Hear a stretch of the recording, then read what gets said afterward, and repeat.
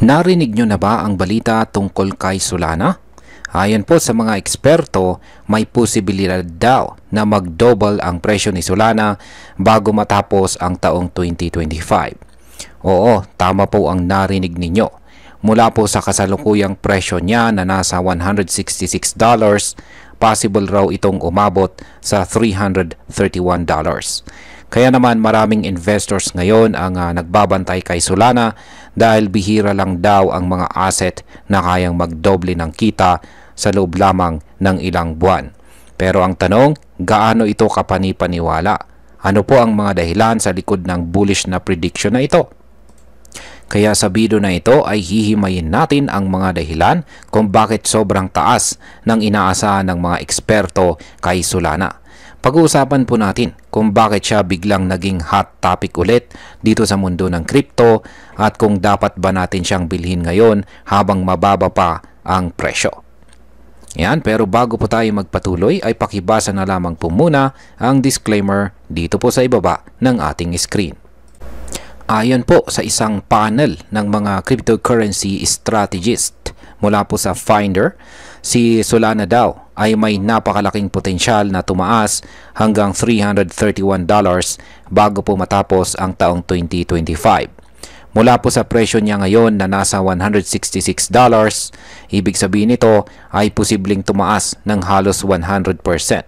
Kung iisipin mo, kung maglalabas ka ng 50,000 pesos na investment kay Solana ngayon, posibleng maging 100,000 pesos na ito sa loob lamang ng 6 na buwan. Napakalaki ng potential return at ayon pa sa mga eksperto, hindi ganito kadalas mangyari sa kahit anong klase ng financial asset. Kaya naman napapasama si Solana ngayon sa listahan ng mga dapat bantayan na altcoins. Ano naman po ang mga dahilan kung bakit umaangat si Solana ngayong taong 2025? Isa po sa mga pangunahing dahilan kung bakit positibo ang outlook kay Solana ay dahil sa magandang performance nito sa mga nakaraang buwan. Noong bumagsak po ang FTX exchange, isa po si Solana sa mga pinaka naapektuhan. Halos bumagsak po ang kanyang presyo hanggang $12. Pero ngayon, ibang-iba na po ang kwento. Nitong 2025, umabot na po si Solana sa presyo na $262. Sa kasagsagan po yan ng inauguration ni Pangulong Trump. Maraming investors ang naniniwala na magiging maganda po ang takbo ng ekonomiya sa ilalim ng kanyang pamumuno. Kaya naging bullish po ang buong crypto market. At isa po si Solana sa mga nakinabang dito. Ano naman po ang nagpapatibay sa performance ni Solana? Bukod po sa magandang timing sa market events, malaki rin po ang role ng technology ni Solana kung bakit siya umaangat. Isa po siya sa mga pinakaginagamit na blockchain pagdating po sa mga transaction at development ng decentralized applications. Mabilis, scalable at mababa po ang gas fees. Kaya hindi lamang po siya popular sa mga traders kundi pati na rin sa mga developers. Ito ang dahilan kung bakit marami ang nagsasabi na undervalued pa rin itong si Solana. Ayon po sa survey, 56% ng mga analyst ang naniniwala na mura pa ang kanyang presyo ngayon at may malaking chance na ito ay tataas pa. 28% po ang nagsabing tama lang ang presyo habang 16% lang ang nagsasabing overpriced na ito. Sa madaling salita ay maraming naniniwala na may value pa ang pagbili kay Solana sa kasalukuyang presyo po niya ngayon. Gaano naman po kataas ang potential ROI kung mag-invest ngayon kay Solana? Kung papasok ka ngayon sa presyo na $166 at umabot nga ito sa $331, ibig sabihin magdodoble po ang investment mo. Halimbawa, kung nag-invest ka ng $1,000 o humigit kumulang 58,000 pesos, magiging $2,000 ito o halos $116,000. Sa loob lamang po ng ilang buwan, doble ang kita. Ngayon, isipin mo na lang kung mas maaga ka pang nakapasok noong $12 pa lamang ang presyo ni Solana. Pero kahit pa tumataas ito ngayon, sinasabi po ng mga analyst na may value pa rin ang pagpasok habang hindi pa nito naaabot ang kanyang peak price na target. Ano naman po ang dapat tandaan natin bilang mga Pinoy crypto enthusiast bago po tayo mag-invest kay Solana? Una po sa lahat ay mahalagang tandaan natin na kahit bullish ang market, hindi ibig sabihin na wala na po itong risk. Ang crypto ay isang volatile na market. Maaari pong tumaas ng mabilis pero pwede ring itong bumagsak bigla.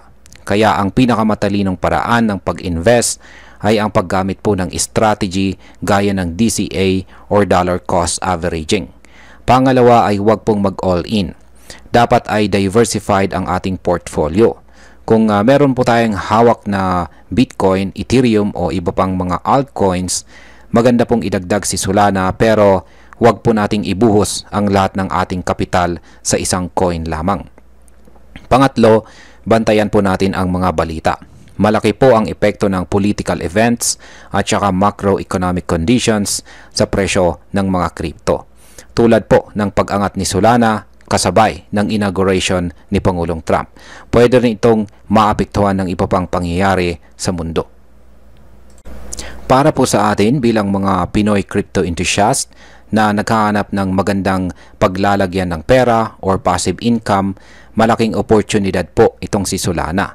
Kung mapapatunayan po ang prediction ng mga eksperto, pwedeng ito na ang susunod na altcoin na magbibigay ng malaking kita sa loob ng maikling panahon lamang. Hindi lahat may kakayahan mag-invest ng malaki. Pero kung sisimulan natin ito ng maaga, kahit maliit lang, may posibilidad pa rin tayong makinabang. Lalo na kung gagamitin natin ang mga tamang strategy tulad po ng pag-research at saka risk management. At bilang panghuli, ang masasabi ko naman tungkol dito ay sa totoo lang si Solana ay isa po sa mga pinakamatatag na altcoins ngayon. Mula po sa isang coin na halos mabaon na sa limot dahil po sa FTX scandal, ngayon ay isa na siya sa pinaka-inaasahang coins ngayong taong 2025. Ipinapakita lang nito na dito sa mundo ng crypto, kahit sino ay pwede pong bumangon basta may solid fundamentals.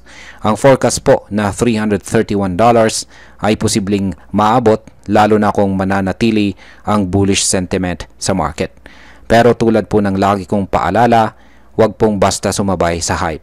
Aralin muna natin ang project, ang technology sa likod nito at syempre tignan po natin ang timing ng market bago po tayo pumasok.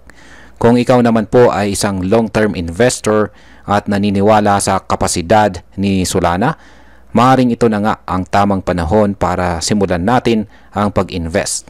Pero kung short-term trader ka naman at naghahanap ng mabilisang kita, siguraduhin kaya mong tanggapin ang risk. At ayan, hanggang dito na lamang po tayo sa video na ito mga ka-crypto. Marami pong salamat sa panonood. Ingat po tayo lagi at God bless po sa ating lahat.